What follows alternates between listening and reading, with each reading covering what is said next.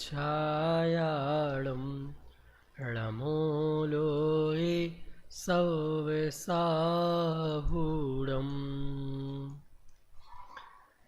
मङ्गलं भगवान् वीरो मङ्गलं गौतमो गणी मङ्गलं कुन्दकुन्दार्यो जैनधर्मोऽस्तु मङ्गलम् सर्वमङ्गलमाङ्गल्यं सर्वकल्याणकारकं प्रधानं सर्वधर्माणां जैनं जयतु शासनं जैनं जयतु शासनम्।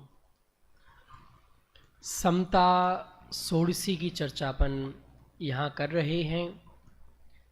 सचमुच आप भारतीय संस्कृति का, भारतीय ज्ञान परंपरा का कोई भी ग्रंथ उठा के देखेंगे, कोई भी शाखा उठा के देखेंगे तो यही आपको मिलेगा कि समता का नाम ही धर्म है, समता का नाम ही अध्यात्म है। और जो अलग अलग रूपों में अलग अलग चीज़ें एक्सेप्ट करते हैं, जैसे बाहर की दुनिया में योग को बहुत महत्व दिया जाता है। आज पूरे वर्ल्ड में 200 से ज़्यादा देश उसे एक्सेप्ट करते हैं, मानते हैं। और गीता में, भगवत गीता का नाम सुना है अपन, आप पढ़ेंगे, आपके कोर्स में, हमारे कोर्स में थी, हमने भी पढ़ी है यहाँ पर कॉलेज में। तो उसमें भी, क्योंकि गीता में भक्ति योग, ज्ञान योग, कर्म योग की बहुत बात करी है। तो कहा योग क्या है, तो वहाँ लिखा है समत्व योगम उच्यते। क्या लिखा है? समत्वम योगम उच्यते। क्या? जो समता भाव है, साम्य भाव है, समत्व भाव है, उसको ही वो योग कह देते हैं। पर मूल तो समता भाव ही रहा ना। अब ये बात अलग है कि आप उसे चारित्र नाम नहीं देना चाहते, उसे योग नाम देते हो, उसे कर्मयोग कहते हो, भक्ति कहते हो, ज्ञान कहते हो, आपको जो कहना है कहो, पर मूल में तो वो ही रखा ना आपने, समता भाव ही, समत्व योगम युच्यते। समझ में आया?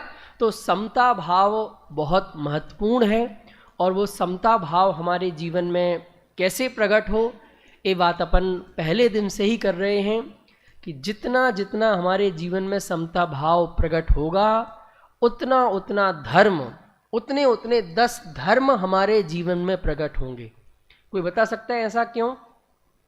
मैंने बोला कि जितना जितना समता भाव प्रकट होगा, उतने उतने अंशों में ही 10 धर्म प्रकट होंगे। यदि समता भाव प्रकट नहीं हो रहा है तो 10 धर्म भी प्रकट होने वाले नहीं हैं। कोई जोड़ सकता है इन दोनों सेंटेंस को? क्योंकि समता भाव मतलब चारित्र, और ये जो 10 धर्म है ना, 10 लक्षण धर्म, ये किसकी पर्याय हैं? चारित्र की तो पर्याय हैं। तो चारित्र कब आएगा? जब समता भाव आएगा।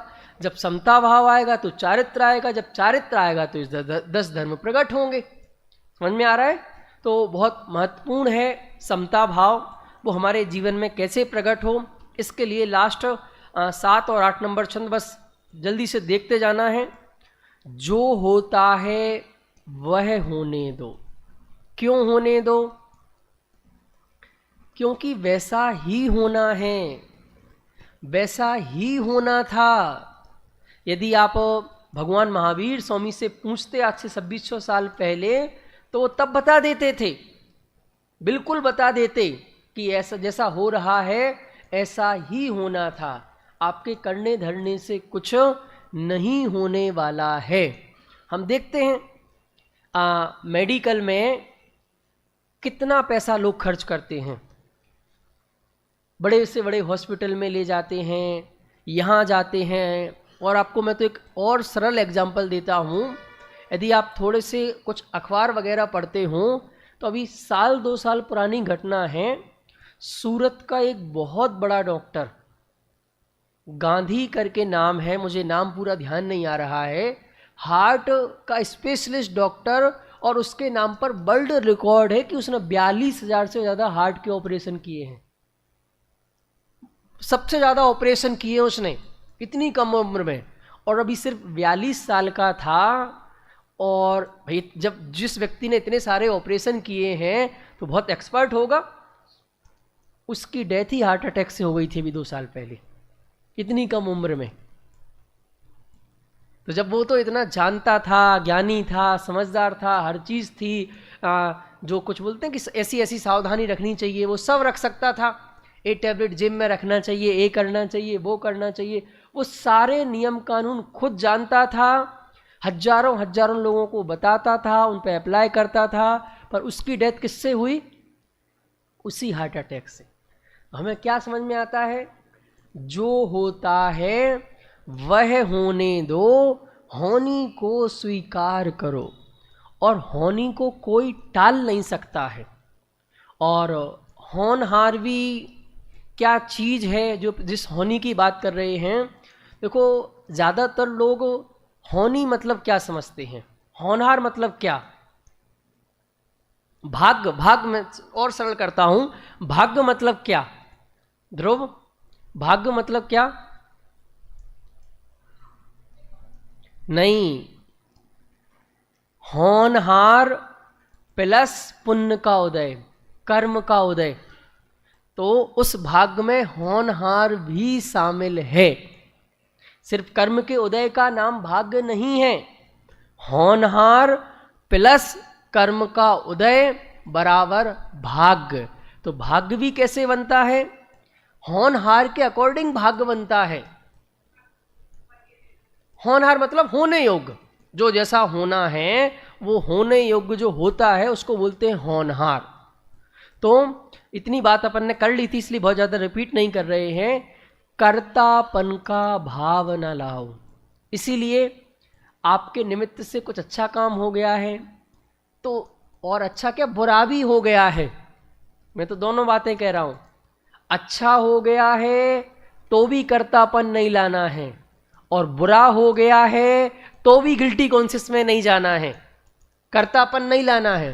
क्योंकि जब मैं अच्छी पर्याय का कर्ता नहीं हूं तो बुरी पर्याय का भी मैं कर्ता नहीं हूं। वो बुरी पर्याय भी होनी थी तो हो गई, और वो अनादिकाल से खचित थी। तो सचमुच ये तो हमने एक उपदेश शैली विकसित कर ली है। अब बहुत गहरी बातें कह रहा हूं। हमने कुछ उपदेश शैली विकसित कर ली है कि ऐसा होए तो सही, ऐसा होए तो गलत। पर वो उपदेश शैली से देखने पर वो सही गलत हैं।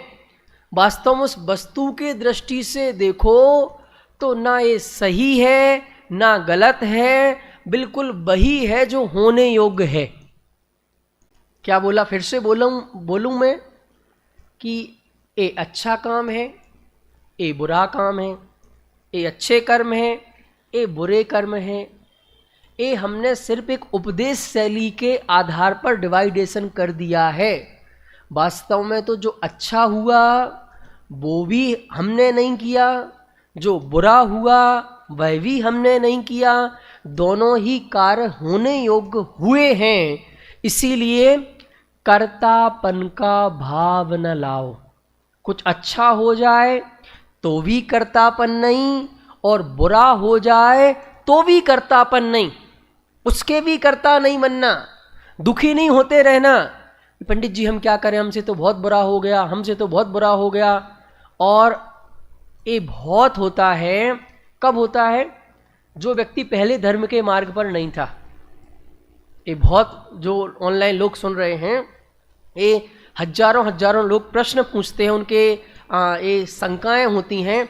आज ही मेरे पास एक बड़ौदरा से फ़ोन आया था कि वो जैन नहीं है, ब्राह्मण हैं, पर उनको ये जैन धर्म की बातें बहुत अच्छी लगी तो उन्होंने जैन धर्म स्वीकार कर लिया है। अब इसकी वो शब्दावली नहीं जानते हैं। उनका जैसे अनुबंध होता है, ये कसाएँ होती हैं, आप मुझे इनके डिटेल अर्थ समझाओ। बहुत बड़े व्यक्ति हैं। तो मैंने कहा मैं 10 लक्षण के बाद आपसे बात करूँगा। तो क्या मैं कह रहा था कि जो व्यक्ति पहले धर्म के मार्ग पर नहीं था, बाद में धर्म के मार्ग पर आया, तो उसने ये सब सुना कि भाई ऐसा करने से ये होता है, ऐसा करने से पाप होता है, ऐसा करने से पाप होता है, तो वो बेचारा ज़्यादा गिल्टी कॉन्शियस में आ जाता है। ओ मैंने इतने पाप किए, मैंने इतने खराब कार्य किए, मैंने इतने बुरे बुरे कर्म किए। वो बोल रहे कि तुम बुरे कर्म कर ही नहीं सकते हो। जो हो गए वो सब होने योग्य कार्य ही थे, चाहे वो अच्छे हुए हैं चाहे बुरे हुए हैं। तो आप लोग कह सकते हो पाप तो बंधेगा, बिल्कुल, यदि उनमें कर्तापन का भाव है। अब एक नेक्स्ट स्टेप वाली बात, अच्छे कार्यों में कर्तापन का भाव है तो आपको शुभ बन जाएगा, और बुरे में यदि कर्तापन का भाव है तो आपको पाप बन जाएगा। पर यदि आपके जीवन में चाहे अच्छे कर्म हो जाएं, बुरे हो जाएं, इन दोनों समय भी यदि आप ज्ञाता बने रहे तो आपको ना अच्छे कर्मों का बंधन होगा ना बुरे कर्मों का बंधन होगा। तब आप मोक्ष मार्ग में बढ़ जाएंगे, सहज बीतरागी अवस्था में आ जाएंगे। ये बात समझ में आ रही कि नहीं आ रही? तो किसका अर्थ कर रहा था? कर्तापन का भाव न लाओ, कि आपसे जो भी हो रहा है आप उसके कर्ता नहीं हो। वो पर्याय तत्समय की योग्यता पर बिल्कुल खचित थी, उस समय वो पर्याय ही होनी थी। ये तो दुनिया के कुछ लोगों ने हमें सिखा दिया कि ये अच्छा होता है ये बुरा होता है। मैं समझ रहा हूं मैं जो कहना चाह रहा हूं ध्रुव, बात पहुंच रही?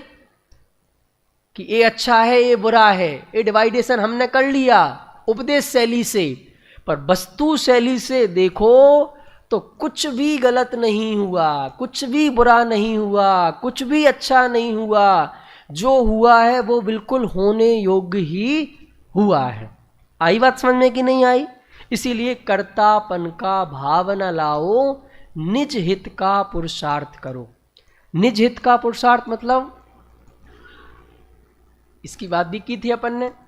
निज हित का पुरुषार्थ मतलब यही बात जो समझाई जा रही है कि कर्तापन का भाव नहीं लाना, उस समय ज्ञाता बने रहना, ये है निज हित का पुरुषार्थ। और कर्ता बनना ये है निज के अहित करने का पुरुषार्थ। फिर से रिपीट करता हूं कि जैसे अभी कुछ को जो भी परिणमन हुआ, उस परिणमन के समय यदि मैं सिर्फ, क्योंकि मैं हूं क्या, इस परिणमन के समय भी मैं सिर्फ ज्ञाता हूं, तो मैं जो हूं यदि वो ही ज्ञाता बना रहा, यदि जो मैं हूं वो ही ज्ञाता बना रहा, तो समझना निज हित का पुरुषार्थ हो गया। और ज्ञाता नहीं बनके कर्ता बना तो फिर निज का अहित हो गया, अहित का पुरुषार्थ हो गया। बट हम भूल से मैं था ज्ञाता और कर्ता मान लेता हूं, तो हित की जगह मेरा अहित हो जाता है, धर्म की जगह अधर्म हो जाता है, धर्म की जगह कर्म बंधन हो जाता है। अभी आपने बोला सब निश्चित है, तो जो हमारे परिणाम होते हैं वो भी निश्चित हैं। बहुत सुंदर, हमारे परिणाम भी निश्चित हैं। तो इसमें मतलब स्वच्छंदीपना नहीं आएगा। उसमें बोलते कर्म से बलवान पुरुषार्थ है, तो पुरुषार्थ करेंगे। पुरुषार्थ जब ही करेंगे ना कि जब हम अपने परिणाम सुधारेंगे। परिणाम भी निश्चित है तो हम पुरुषार्थ में करेंगे क्या? बहुत सुंदर, बहुत सुंदर। देखो, परिणाम सुधारने का अर्थ क्या है, मैं पूछना चाहता हूँ। जो अपन ने बात करी अब इतनी कि हम भाई जब परिणाम भी हमारे फिक्स हैं कि कैसे हमारे परिणाम होने हैं, जब परिणाम भी फिक्स हैं तो हम स्वच्छंदी नहीं हो जाएंगे। सबसे पहले तो इसका जवाब यह है कि अब हम स्वच्छंदी नहीं स्वतंत्र हो जाएंगे, और ये जैन धर्म स्वतंत्र करने के लिए ही है। तो परिणाम नहीं सुधारें, तो मैं पूछ रहा हूं परिणाम सुधारने का अर्थ क्या, परिणाम सुधारने का मीनिंग क्या? परिणाम सुधारने का अर्थ यही है ना कि आकुलित व्याकुलित नहीं होना, राग द्वेष नहीं करना, यही तो अर्थ है परिणाम सुधारने का। ये कोई और अर्थ है? मैं आप सबसे ही पूछ रहा हूं, हमें अपने परिणाम अच्छे करने हैं, तो परिणाम अच्छे करने का मतलब क्या? राग द्वेष नहीं करना, यही ना, आकुलता व्याकुलता नहीं करना, कसाएं नहीं करना, पाप नहीं करना, यही तो अर्थ है परिणाम सुधारने का। तो ये कब होगा? जब आपने इस बात का भरोसा किया कि एक एक पर्याय बिल्कुल सुनिश्चित है, एक एक कार्य बिल्कुल सुनिश्चित है। तो अभी जो मैं पर पे गुस्सा कर रहा था कि तुम्हारी वजह से ऐसा हो गया, तुम्हारी वजह से ऐसा हो गया, तुमने ऐसा कर दिया, तुमने ऐसा कर दिया, तुमने ऐसा कर दिया, तो क्या हो रहे थे? तो परिणाम बिगड़ रहे थे, कसाएं हो रही थीं। पर जैसे ही मैंने ये बात स्वीकार करी कि ये तो ऐसा ही होना था, इस समय ऐसा ही होना था, तो ये बात समझ में आते ही हमारे परिणामों में आकुलता व्याकुलता नहीं हुई, किसी के प्रति कसाय का भाव नहीं हुआ, किसी के प्रति ना राग का भाव हुआ ना द्वेष का भाव हुआ, क्योंकि ये तो ऐसा ही होना था। समझ में आ रहा है? ये तो ऐसा ही होना था, तो सुधर गए ना परिणाम। तो इस जो होता है वह होने दो, इस बात को स्वीकार करने से ही परिणाम सुधरते हैं। अब मैं और उल्टा बोल रहा हूं, उल्टा नहीं सीधा बोल रहा हूं। जो आप बोल रहे थे कि फिर हम परिणाम कैसे सुधरेंगे, तो मैं तो कह रहा हूं कि जब इस जो होता है वह होने दो, इस बात का भरोसा होता है, तभी परिणाम सुधरते हैं। यदि इस बात का भरोसा नहीं है तो 3 काल में दूसरी कोई शक्ति नहीं है जो आपके परिणाम को सुधार सके।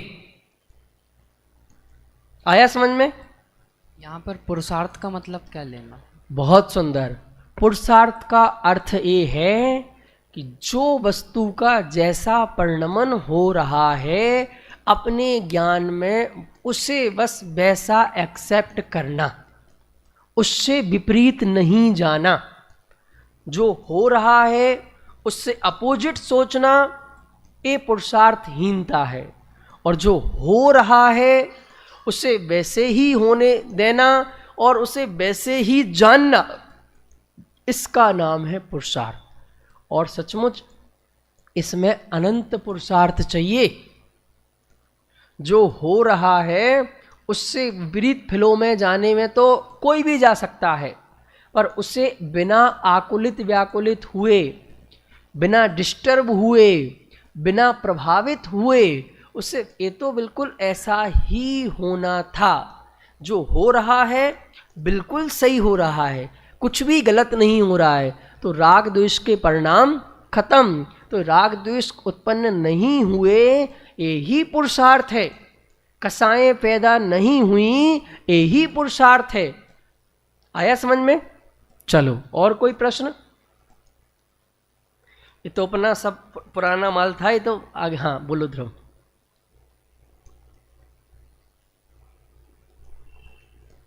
वर्तमान में क्रोध आ रहा है और अपन ये सोचे तो क्रोध आना निश्चित था, तो क्रोध कैसे शांत होगा? बहुत सुंदर। जैसे ही आप इस बात को देखें कि मुझे बहुत गुस्सा आ रहा है, पर गुस्सा किस वजह से आ रहा है? इससे गुस्सा अचानक हवा में थोड़ी आता है, कोई ना कोई कारण होता है ना गुस्से का।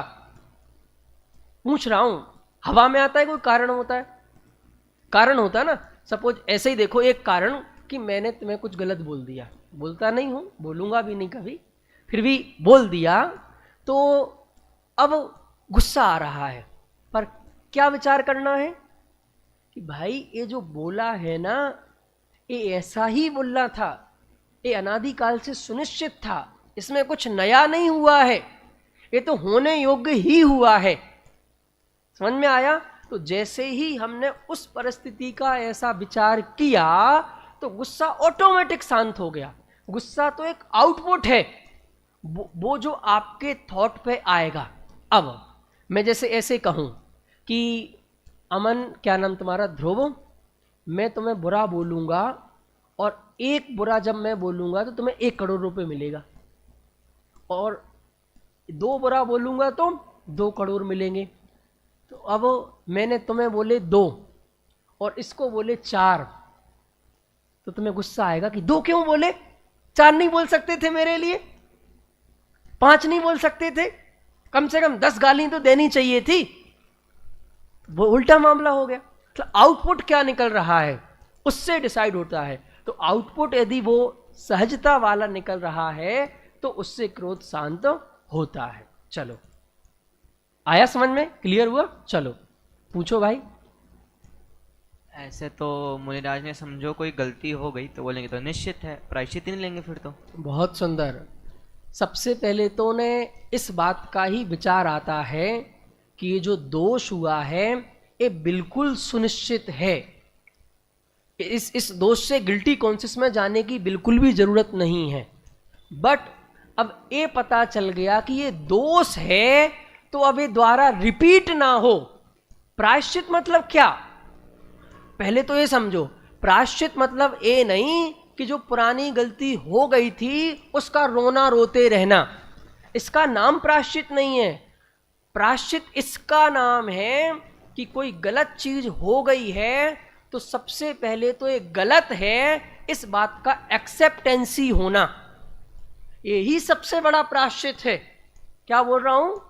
गलत को गलत मानना ही सबसे बड़ा प्रायश्चित है। और गलत को गलत मान करके अब मैं से फ्यूचर में रिपीट नहीं करूंगा, फिर से नहीं करूंगा, इसका नाम प्रायश्चित है। उसको रोना रोते रहने का नाम थोड़ी प्रायश्चित है। आया समझ में? तो मुनिराज भी उस समय यही एक्सेप्ट करते हैं। मुनिराज क्या, उनके आचार्य भी कि ये दोष हुआ ना, ये होने योग्य ही था, इसमें कुछ नया नहीं हुआ। पर आज पता चल गया कि ये जो गलत काम है तो आगे से रिपीट नहीं होना चाहिए, इसका नाम प्रायश्चित है। चलो और पूछो। बहुत सुंदर। यदि आगे भी होना होगा तो हो गई। तो अब ये देखो, ये पर्यायों का प्रवाह उन्हीं के होगा जिनके बीच में प्रायश्चित नाम की पर्याय खचित नहीं होंगे। ये समझ पा रहे कि नहीं समझ पा रहे? मैं फिर से बोलता हूं। जैसे कोई अज्ञानी जीव है, कोई पापी जीव है, घोर संसारी जीव है, उससे गलतियां होनी ही हैं, उसके क्रम में वो गलतियां होना सुनिश्चित है। तो उसके उन पर्यायों के बीच में प्रायश्चित नाम की पर्याय होगी ही नहीं। पर अब कोई मुनि है या कोई अच्छा धर्मात्मा श्रावक है, उसके जीवन में एक बार तो वो गलती होनी निश्चित थी, पर आगे सुनिश्चित आगे की पर्याय में वो गलती नहीं होना थी। तो उसके डेफिनेटली वो प्रायश्चित नाम का एक पर्याय आई जिसने सारी आगे पर्यायों को रोक दिया। समझ में आया? तो जिसके होनी है उसके प्रायश्चित होगा ही नहीं, और जिसके नहीं होनी है उसके प्रायश्चित होगा। समझ में आया? चलो और तो मतलब अगर ये मानेंगे तो ऐसे जगत का में जो रूल चलता है, किसी इंसान को मर्डर कर दिया तो उसको जेल हो जाएगी, ये हट जाएगा, उसका मरना निश्चित था, तो मेरे को जेल में क्यों डाल रहे हो? बहुत सुंदर। तुम्हारा जेल में जाना भी निश्चित था ना। जैसे उसका मर्डर सुनिश्चित था, ऐसे ही तुम्हारा जेल में, मतलब मजाक नहीं कर रहा हूँ, बहुत सीरियस कह रहा हूँ। जैसे एक्चुअली आप मर्डर की दृष्टि से देख रहे हो, आप इसकी दृष्टि से देखो। अब ये व्यक्ति यहाँ अभी प्रवचन हॉल में बैठा है, अब इसे 1 घंटे बाद जेल में जाना है और जीवन भर की उम्र कैद होनी है, तो अपने आप थोड़ी चला जाएगा। वो अकॉर्डिंग में से कार्य होंगे। ये प्रोसेस हैं, प्रोसेस हमेशा बाद में ही होते हैं, पर उस द्रव्य की एक एक पर्याय वो अनादि काल से ही सुनिश्चित है। मतलब ऐसा समझो कि द्रव्य में ऐसी योग्यता है कि वो अब अनंत काल तक उसमें कौन कौन सी पर्याय होंगी वो उस द्रव्य में खचित हैं, बस उसे टाइम पीरियड पर आना बाकी है। जैसे आप कोई 2.5 घंटे की मूवी देखने गए, तो मूवी का जैसे कि सीन बिल्कुल कब से खचित है, जब आप जा रहे हैं वो तब कुछ डालता होगा, स्क्रीन में कोई आता होगा, कोई डालता होगा? नहीं, वो पहले से ही सब कुछ 2.5 घंटे तक आपको कौन सा सीन दिखाया जाना है, किस सीन के बाद कौन सा सीन आएगा, ये बिल्कुल पहले से ही सुनिश्चित है। तो ऐसे ही द्रव्य की एक एक पर्याय बिल्कुल अनादि काल से ही सुनिश्चित है कि अनंत काल तक इसमें कौन कौन सा परिणमन होएगा। तो फिर आप कहोगे कि फिर अभी क्यों नहीं सारा हो जाता है? इसलिए नहीं हो जाता है कि वो अभी टाइम पीरियड नहीं आया है। जब वो उसका टाइम पीरियड आएगा तो फिर वो चीज़ हो जाएगी। हमें धर्म करना है, धर्म करने के नाम पर 99% लोग दुनिया के 99% लोग सिर्फ दूसरों पर दया करने का नाम धर्म समझते हैं। देखो, बुरा नहीं है, दूसरों पर भी दया होनी चाहिए, भूमिका के अनुसार होती है। सम्यक दृष्टि के जो 8वां अंग है वो वात्सल्य अंग है, वो दूसरे पर करुणा आए बिना रहती नहीं है, पर उस करुणा का नाम धर्म नहीं है। वो करुणा तो शुभ भाव है, पुण्य का कारण है। पर जो अपने ऊपर दया की जाती है कि मुझे अपने इस जीव को दुखी नहीं करना है, अब मुझे 4 गति 84 लाख योनियों में नहीं भटकना है, ये जो असली दया है वो उससे होती है धर्म की शुरुआत। तो दया करो पहले अपने पर, आराधन से नहीं छिको। ये फिर मैंने कहा था, जैसे मुनिराज जंगल में बैठे हैं। अब जंगल में तो क्या हो रहा है, कितनी चींटियां मर रही हैं, कितने मच्छर मर रहे हैं, कितने बड़े बड़े जानवर कितने छोटे छोटे जानवरों को खा रहे हैं। वो हाथी निकल गया तो कितनी सारी डालियां टूट गई हैं।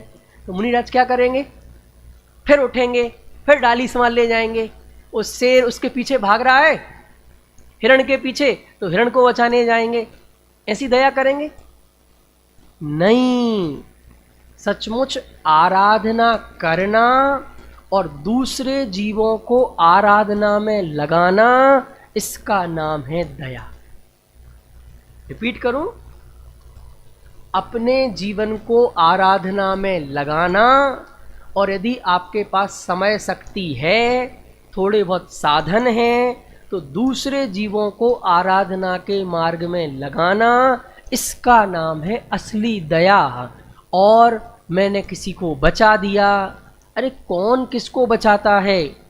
कोई किसी को बचा सकता है क्या? सब अपनी आयु के प्रमाण से जी रहे हैं, आयु पूर्ण होते ही चले जाते हैं। इसीलिए आराधना में लगना और अन्य साधर्मियों को आराधना में लगाना, इसका नाम है दया। कुछ विकल्प यदि आवे तो भी संबोधन समतामय हो। यदि कुछ इसके बावजूद भी, इतना समझने के बाद भी कोई विकल्प आता है, तो कैसा आपका बोलना कैसा होना चाहिए? समतामय संबोधन होना चाहिए। बहुत तो वैसा नहीं होना चाहिए, आप ऐसा नहीं कर पाए, आपने ऐसा नहीं किया, या आपने ऐसी गलती कर दी, आपने ऐसे पाप किए, ऐसे पाप किए। अरे कुछ नहीं किया। आया समझ में? एक छंद और, टाइम हो गया है, बस पढ़ लेते हैं।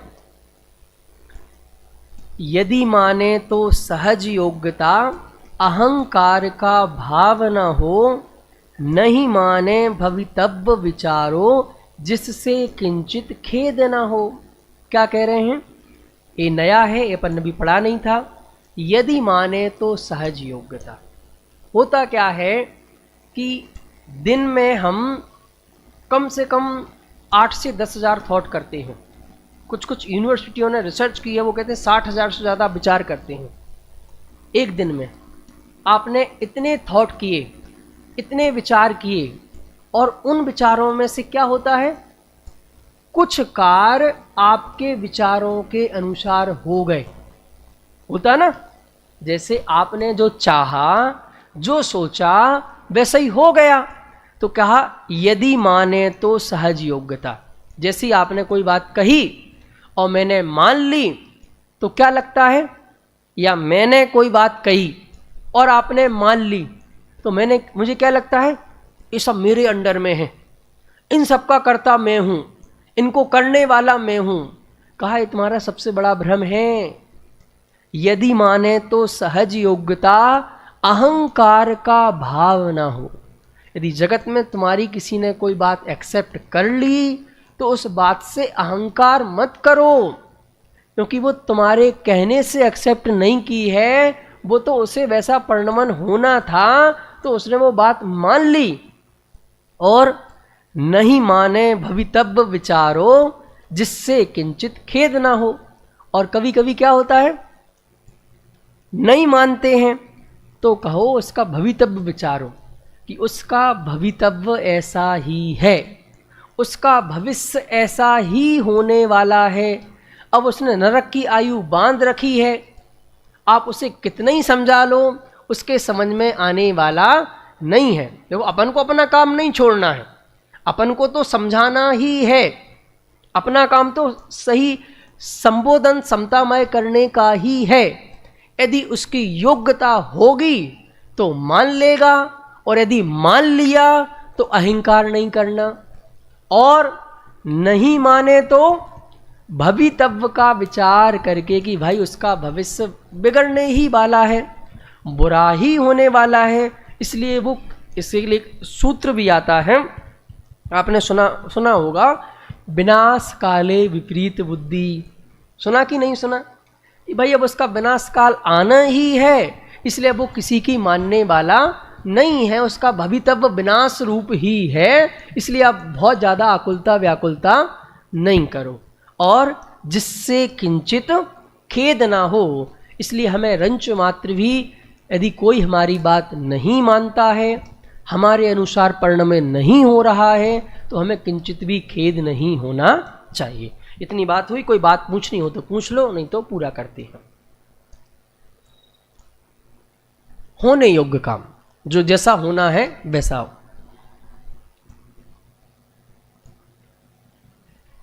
क्या? बहुत सुंदर प्रश्न समझ में आया कि जब भवितव्य के अनुसार ही कार्य होना है तो टीचर पनिशमेंट क्यों देता है। अब देखो, दुनिया में करोड़ों बच्चे हैं, अब उन करोड़ों बच्चों का वैसा परिणमन नहीं होना है, तुम्हारा अच्छा परिणमन होना है। तो तुम नहीं भी मान रहे थे, तुम्हें थोड़ा सा आलस प्रमाद भी आ रहा था, पर परिणमन तुम्हारा अच्छा होना है, तुम्हारा भविष्य अच्छा है, तो टीचर को उस रूप परिणमन होना पड़ता है, पनिशमेंट देने रूप, कि भाई तुम्हारा अच्छा हो जाए, तुम्हारा अच्छा होना है, इसलिए वो पनिशमेंट देने रूप परिणमता है। और कभी कभी आप देखना, जैसे 30 बच्चे हैं क्लास में, तो वो टीचर 30 को एक जैसा नहीं डांटता, एक जैसी पनिशमेंट नहीं देता है, एक जैसा संबोधन नहीं करता है। जिसका जैसा भविष्य होना होता है उसको वैसे ही पनिशमेंट मिलती है, उसे वैसे ही समझाया जाता है। और कुछ कुछ को तो पनिशमेंट मिलती ही नहीं है। जो थोड़े अलग अलग टाइप के लड़के होते हैं तो टीचर उनसे दूर ही रहता है, छोड़ो, उन पर ज़्यादा माथापोड़ी नहीं करनी है। समझ में आया? उनसे वो बच के ही रहते हैं। तो क्यों बच रहे? क्योंकि उनका अच्छा नहीं होना है, उनका बुरा होना निश्चित है, इसलिए उन्हें पनिशमेंट नहीं मिल रही है। और तुम्हारा अच्छा होना सुनिश्चित है, इसलिए तुम्हें पनिशमेंट मिल रही है, तो पनिशमेंट भी सुनिश्चित है। समझ में आया? वो तुम्हारे अच्छे होने के क्रम में एक पनिशमेंट भी सुनिश्चित है, ये कोई नई घटना नहीं है।